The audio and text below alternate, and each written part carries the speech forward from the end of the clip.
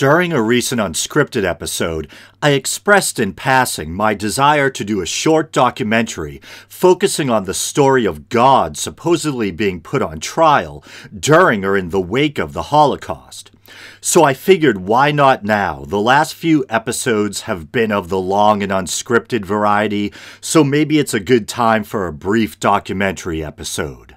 Firstly, I'd like to apologize for suggesting in that aforementioned unscripted episode that the alleged trial took place after the Holocaust.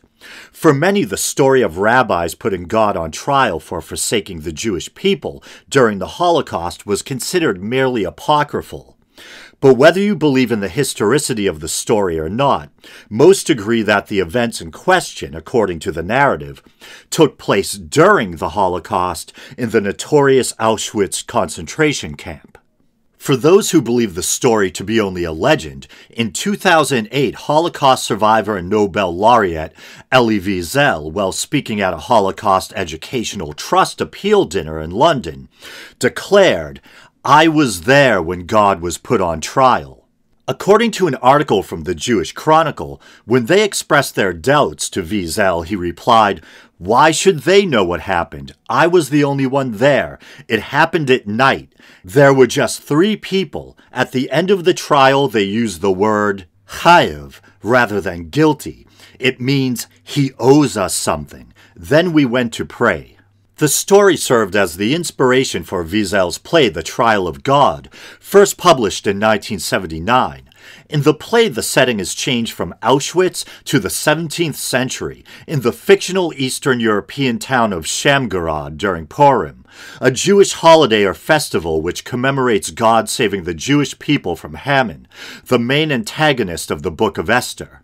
Despite the play's fictional setting, and the fact that its notes suggest that it should be performed as a tragic farce, according to Wiesel, the events that inspired the story were witnessed firsthand as a teenager, as previously stated in Auschwitz. In introducing the play's setting, or the Din Torah, the matter of litigation, Wiesel recounts the events he had witnessed. Its genesis. Inside the kingdom of night, I witnessed a strange trial. 3 rabbis, all erudite and pious men, decided one winter evening to indict God for allowing his children to be massacred. I remember, I was there and I felt like crying, but nobody cried.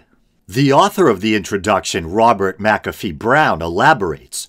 The trial lasted several nights. Witnesses were heard, evidence was gathered, conclusions were drawn, all of which issued finally in a unanimous verdict. The Lord God Almighty, creator of heaven and earth, was found guilty of crimes against creation and humankind. And then, after what Wiesel describes as an infinity of silence, the Talmudic scholar looked at the sky and said, "It's time for evening prayers," and the members of the tribunal recited Mariv, the evening service. Despite Elie Wiesel's clearly stating that he had witnessed the supposed trial himself, others still remained somewhat skeptical. 2 of those who had questioned the story were rabbis Jonathan Romaine and Dan Cohen-Sherbach, who both served as advisors on the BBC 2 film God on Trial, inspired by Wiesel's play The Trial of God. Despite the skepticism of the advisors, this 2008 film adaptation ironically sets the events back in Auschwitz, where Wiesel said he had witnessed them firsthand.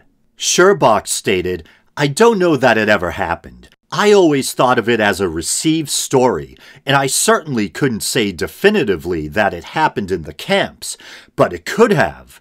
And it is such a moving story that I think it should have happened." Romaine described it as a quote-unquote strong legend.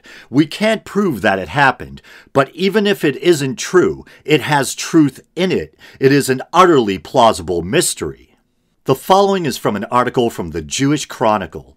Jerusalem scholar Esther Farbstein, author of Hidden in Thunder, Perspectives on Faith, Halha, and Leadership During the Holocaust, was asked if there was any record of God being put on trial in Auschwitz. Mrs. Farbstein said flatly no, but she added there is no question that individuals did put God on trial in their minds.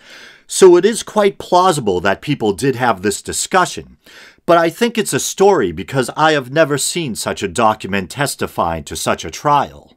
Also from the Jewish Chronicle, Robert Jan van Pelt, a professor at the University of Waterloo, said the suggestion of a trial in Auschwitz was, quote-unquote, a real problem. Historians ask for material and eyewitness evidence. In this case, we have no material evidence whatsoever, but the story has become part of the lore of Auschwitz, and 95% of witnesses from Auschwitz were killed, and of those who survived, very few are now alive. I think it could have happened. Why not? Besides, it doesn't matter what 3 people did in the corner of an Auschwitz barracks. What is important is the way the story resonates with us. I personally believe it does matter what 3 people did in the corner of an Auschwitz barracks, and if someone of Elie Wiesel's stature, he himself a Holocaust survivor, insists he bared witness to the events, it should count for something. But I think there is merit to the point that even if for the sake of argument the story never happened, the mere idea of it is still important and powerful. The idea of God being called as a defendant, to stand trial for abandoning his people during a time of unfathomable suffering. For many, even those who don't believe in the story literally, it has served as an attempt to make sense out of the senseless, the nightmarish horror of the Holocaust, a way to try to reconcile faith and suffering.